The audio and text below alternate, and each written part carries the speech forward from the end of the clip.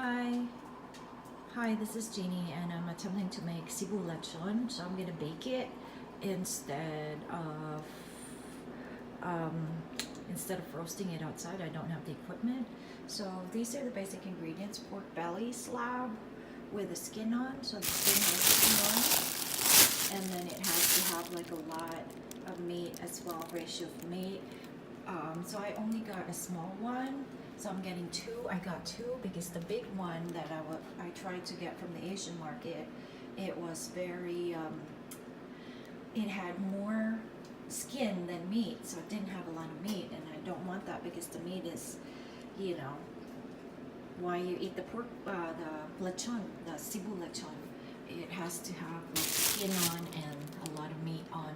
So I spoke with someone who makes Cebu lechon in the U.S. for a living, and she said make lechon and use a lot of garlic. So I'm gonna use a lot of garlic, and I'm gonna squeeze it in here somehow.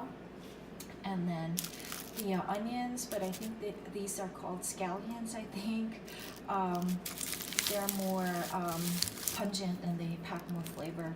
And finally, I'm able to get like the lemongrass. Now the problem is in cutting this later. This is kind of fibrous and very thick, so I might have to chop it up, or I might have to pound it with something. I don't really have the necessary equipment. I just have bare bones kitchen, and then the spring onions or the green onions. So I bought a lot, and this is my dog Bacon. Bacon, say hi, Bacon. Yeah, so he's wearing a Santa suit, so he's part of the video. Yeah, hi Bacon, say hi. Okay. Anyway, so you need a lot of salt, pepper, and then oil. We're gonna brush it up with oil later. And one of my friends said you should put some lemon in the skin later. I don't know. I might do this one as a control or something. Oh no, I'll use this one as regular, and then I'll put lemon. I don't know if that's gonna add something, but yeah, I don't have soy sauce, so that's also another basic ingredient. But again, I have bare bones kitchen, and I'll do the ingredients. This is the scallions or the green onions and the shallots. Yeah, those are shallots or a type of onion. And then this is the lemongrass. So this is very thick and fibrous, so I had to chop it in half and I had to pound it. So since I didn't have a mortar and pestle, anything to pound it with, so I just used the Starbucks mug. Bare Bones Kitchen. This is the work surface, the work area for now. So I'm using a Starbucks mug, a metal mug. So I'm using it to pound stuff like that. Okay, just do what you can, and I used it to pound the lemongrass. So yeah, shout out to my friend Kathy for giving me this really handy Starbucks mug that I can use to pound stuff. Okay, see, I'm peeling a lot of onions. Oh no, not onions, I mean garlic. I'm sorry. It's Sunday morning, and I'm a little out of it. But as you can see, I'm peeling a lot of garlic. And if you want to punish someone, corporal punishment, let them peel a lot, tons of garlic, and that would be, you know, their form of punishment. Or yeah, if you're a bad person, you're gonna go into purgatory of peeling garlic. The elements are here. So we have the lemongrass that's been sliced and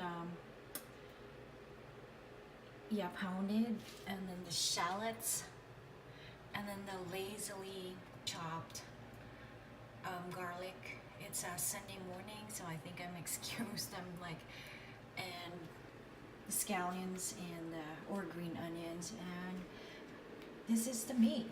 This is the pork belly, and I'm gonna put salt, and so I'm gonna put salt and pepper all over it, and that's the coffee. Looks needs more creamer, and then I actually found a soy sauce.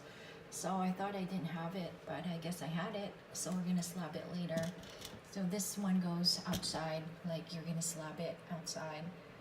And so I'm gonna put salt and pepper inside, and then I'm gonna stuff all of those things.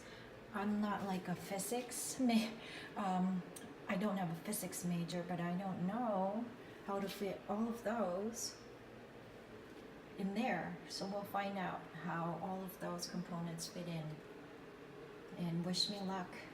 There's gonna be a lot of stuffing in there already, and some pepper. You're supposed to use rock salt, but again, I have bare bones kitchen, so I just have like it says a free flowing salt. So that's I don't know if I want to add a lot of salt. I don't want this to be too salty, if that's possible. But since I'm adding the soy sauce outside, like on the skin, maybe that's gonna add another saltiness to it. Okay. This is the only thing I could find on Walmart yesterday. I couldn't find a twine. They had yarns and stuff, but this is the only thing I could find, a turkey laser timer set. So I'm just gonna not use this one. I'm gonna use the twine and the skewer or whatever that is. It looks like a torture device, if you ask me. So you're supposed to lace up the pork belly so that it does not, all the stuffing doesn't come out and stuff. So I slathered the slab of meat with a lot of garlic and shallots. Yeah, so hopefully I don't have guests that will eat it that are vampires, because they will just die. That's a lot of garlic. But someone told me, and she does this for her business, it's her side business or main business, I don't know. She said she sells lechon belly. She said lots and lots of garlic. So if you're a vampire and a vegetarian, avoid this, definitely. And then I'm gonna put that in and stuff it in and somehow make it work. So wish me luck. Skewered the meat to keep it in shape and hold it in place, and I'm gonna add the twine. So I use this needle thingy, whatever that skewer, metal skewer thingy is. As I said, if you're into S&M, you know, if you're Mr. Gray, I think you would like this thing. It's like a torture device. So this will allow it to hold in place while I place the twine. So I'm not good with needlework, so let's see. As best as I can, so it's not the best tying that I've done in my life, and I'm sure my grade school teacher, Miss Tan, who probably died a virgin, she will probably be not happy with this work, but hopefully it stays in shape. I'm gonna let just the skewer stay in there, because like I'm not too confident, and then the twine is very flimsy, and it actually, one of them broke.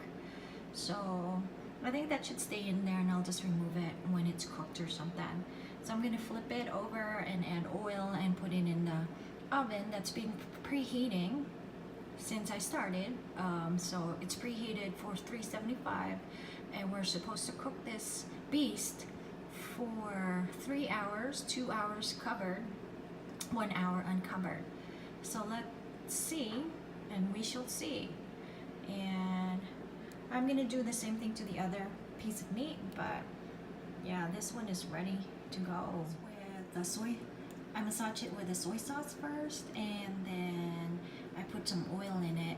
So I flipped it over, so the devices of torture, the needles are at the bottom, and hopefully this stays in shape while it cooks. And then I'll pop it in the oven, 375, and wish me luck, because like I've done this before, but there was always complications and stuff. But hopefully this one turns out. To put like water in it. It's supposed to keep it moist, and you're supposed to put it in foil, covered for 2 hours, and then you're gonna remove it after an hour. So there's a water pan in there. It's supposed to keep it moist, hopefully. Is this is like the experimental piece of meat, the other one. Someone suggested in the videos that I reviewed, they said to poke the skin and then that would make it crunchier. So this one I added lemon, as my friend Cypress really insisted. He said put lemon, so I don't know how it's gonna turn out. And then I put a little salt and then soy sauce and then a slab of oil, like I lathered it with oil. And then I'm gonna poke the skin as well, and let's see if this one turns out to be the crunchier one.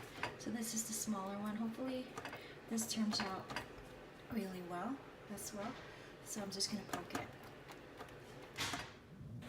So what we're gonna do is we're gonna remove the cover, and then we're gonna leave, we're gonna have it uncovered for an hour or so. It's suggested that it should still be at 375 uncovered, so we shall see. So as I said, it should be 375, but it's not browning, so I actually increased it to 450 just so it browns more. And then let's see, there's some parts that are crunchy and some parts that are not cooked yet. The other one is cooking well at the back, so but the one in front, for some reason, it's not cooking too well. So if temperature says 375, but actually if you want it to brown much faster, you can crank it up a bit and just, you have to watch over it.